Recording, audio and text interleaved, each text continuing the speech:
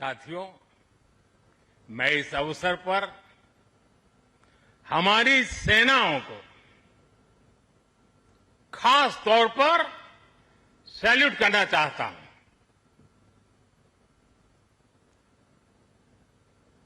भारतीय नौसेना द्वारा पैदा किए जो भय पैदा किया गया है, भारतीय वायुसेना द्वारा दिखाए गए अद्भुत कौशल ने, भारतीय सेना की जांबाजी ने, तीनों सेनाओं के जबरदस्त समन्वय ने ऑपरेशन सिंदूर में पाकिस्तान को इतनी जल्दी घुटने टेकने पर मजबूर कर दिया था।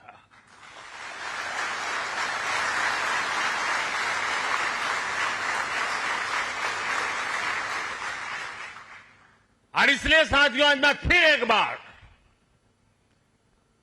आईएनएस विक्रांत की इस पवित्र साधना स्थली से, पराक्रमी स्थली से तीनों सेना के जांबाज जवानों को फिर एक बार सैल्यूट करता हूं।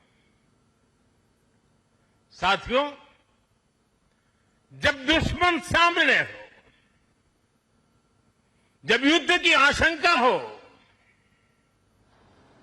तब जिसके पास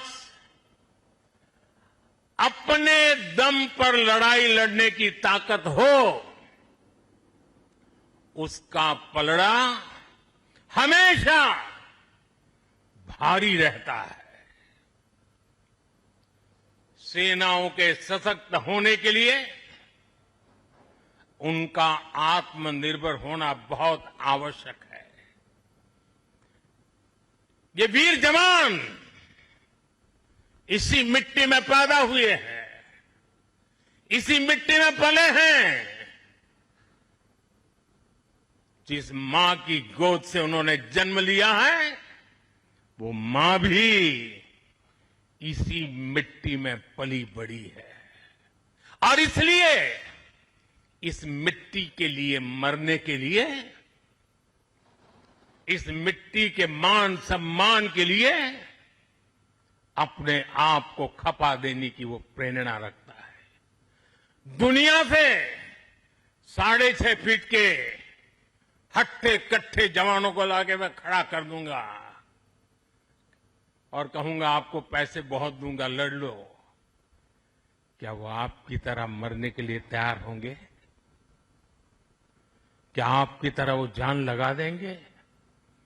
जो ताकत आपका भारतीय होने में है, जो ताकत आपका जीवन भारत की मिट्टी से जिस प्रकार से जुड़ा हुआ है, वैसे ही हमारा हर औजार, हमारा हर शस्त्र, हमारा हर पुर्जा जैसे जैसे भारतीय होता जाएगा, हमारी ताकत को 4 चांद लग जाएंगे।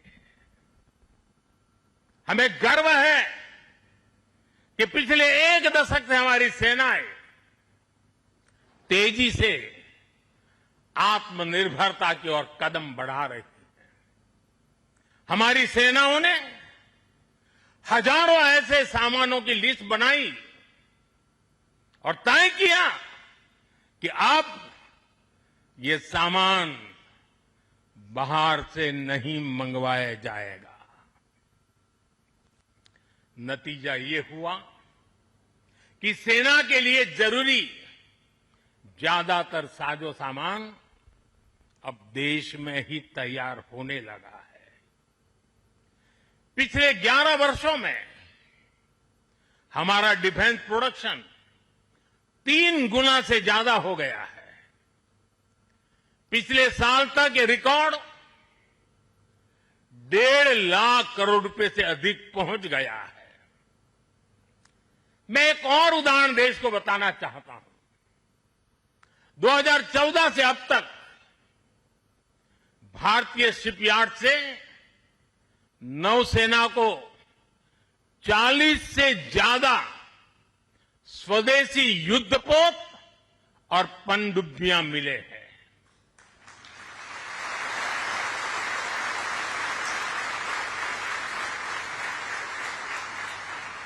और देशवासी, आप जहां भी मुझे सुन रहे हो, एक आंकड़ा याद रखना, और मैं पक्का मानता हूं आज आपके सुनने के बाद आपके दिवाली के दिए और ज्यादा तेज प्रकाशित हो जाएंगे। जो मैं कहना चाहता हूं वो क्या है? आज हमारी क्षमता क्या है? अब तो औसतन हर 40 दिन में एक नया स्वदेशी युद्धपोत या पनडुब्बी नेवी में शामिल की जा रही है। हर 40 दिन में एक। साथियों, हमारी ब्रह्मोस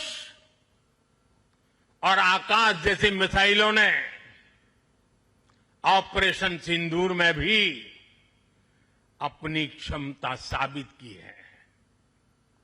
ब्रह्मोस को तो नाम ही ऐसा है कि सुनते ही कई लोगों को चिंता हो जाती कि ब्रह्मोस आ रहा है क्या। अब दुनिया के कई देश इन मिसाइलों को खरीदना चाहते हैं। मुझे विश्व के जो भी लोग मिलते हैं उनकी इच्छा एक होती है कि हमें भी मिल जाए। भारत तीनों ही सेनाओं के लिए हथियार और उपकरण एक्सपोर्ट करने की क्षमता बिल्ड कर रहा है। हमारा लक्ष्य है कि भारत पूरी दुनिया के टॉप डिफेंस एक्सपोर्टर देशों में शामिल हो। पिछले एक दशक में हमारा डिफेंस एक्सपोर्ट 30 गुना से अधिक बढ़ गया है। और सफलता के पीछे हमारी बहुत बड़ी भूमिका डिफेंस स्टार्टअप की है, स्वदेशी डिफेंस इकाइयों की है।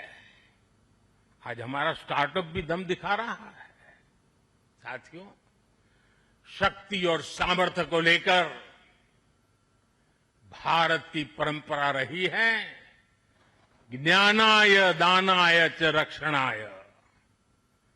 ज्ञानाय दानाय च रक्षणाय अर्थात हमारा विज्ञान, हमारी समृद्धि और हमारी ताकत मानवता की सेवा और मानवता की सुरक्षा के लिए होती है।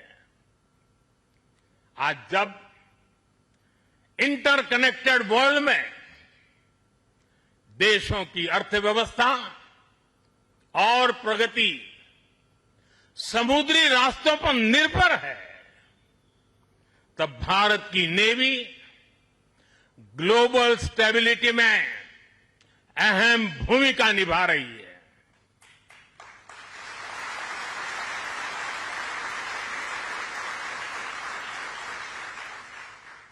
आज दुनिया की 66% ऑयल सप्लाई, दुनिया के 50% कंटेनर शिपमेंट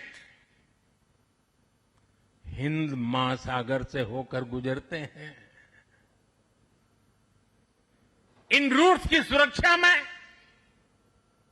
इंडियन नेवी भारतीय महासागर की गार्डियन की तरह तैनात है। साथियों, आप ये काम कर रहे हैं। इसके अलावा मिशन बेस्ड डिप्लॉयमेंट के जरिए,